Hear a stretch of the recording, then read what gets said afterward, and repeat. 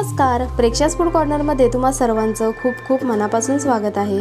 तर आज आपण इथे घावणे रेसिपी बघणार आहोत। याच्या अगोदर सुद्धा आपण घावण्याची रेसिपी पाहिलेली आहे आणि ती घावण्याची रेसिपी आहे ती रेशनचा तांदूळ वापरून घावण्याची रेसिपी कशी करतात हे बघितलेलं आहे। आणि या ठिकाणी मी डायरेक्ट पिठापासून घावणे कसे बनवायचे याची रेसिपी शेअर करणार आहे। तर व्हिडिओ हा स्किप न करता शेवटपर्यंत नक्की बघत राहा। तर या ठिकाणी मी पीठ घेतलेलं आहे तांदूळाचं। हे तांदूळाचं पीठ जे आपण भाकरीसाठी नॉर्मली वापरतो, तांदळाची भाकरी करण्यासाठी तेच पीठ वापरलेलं आहे।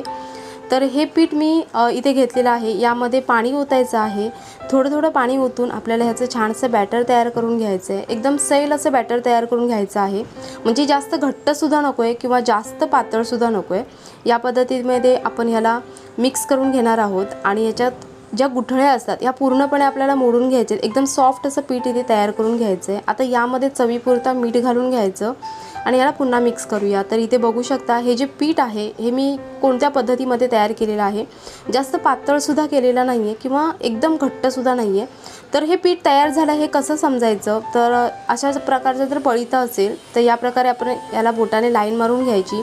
तर हे पीठ एकदम मिक्स झालेलं नाही आहे, एकदम परफेक्ट अशी लाईन आलेली आहे। याचा अर्थ हे पीठ एकदम परफेक्ट तयार झालं आहे, एकदम घट्टसुद्धा नाही आहे किंवा जास्त पातळसुद्धा नाही आहे। तर इथे मी पॅन गरम करून घेतलेला आहे आणि याला तेल ग्रीस करून घ्यायचं। तर सुरुवातीचा जेव्हा आपण घावणा तयार करतो तेव्हा थोडंसं तेल जास्त लावायचं। कधी कधी काय होतं, जेव्हा जे पॅन असतं तर हे पॅन कधी कधी खूप जुनं असतं किंवा यावरती घावणे येत नसतील, तर यासाठी सुरुवातीला आपल्याला जास्त तेल लावून घ्यायचं आहे आणि हा घावणा या प्रकारे आपल्याला स्प्रेड करून घ्यायचा आहे।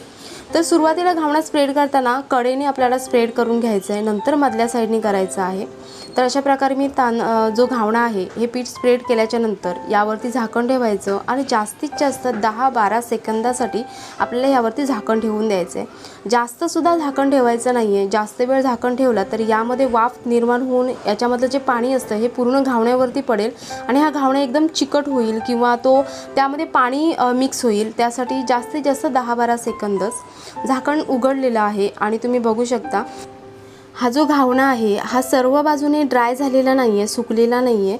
कारण जी गॅसची हीट असते ही फक्त पॅनच्या मधल्या बाजूलाच लागते आणि त्यामुळे मधला भाग फक्त व्यवस्थित शेकला जातो आणि कडेने हा घावणा असाच कच्चा राहतो किंवा व्यवस्थित हा शेकला जात नाही। त्यामुळे पॅन जे आहे हे अशा प्रकारे आपल्याला फिरवून घ्यायचं आहे। म्हणजे ज्या ठिकाणी आपल्याला ह्याची हीट लागत नाही आहे त्या प्रकारे आपण इथे पॅनला अशा पद्धतीमध्ये फिरवून घ्यायचं आहे। म्हणजे सर्व बाजूने हा घावणा आहे व्यवस्थित शेकला जातो।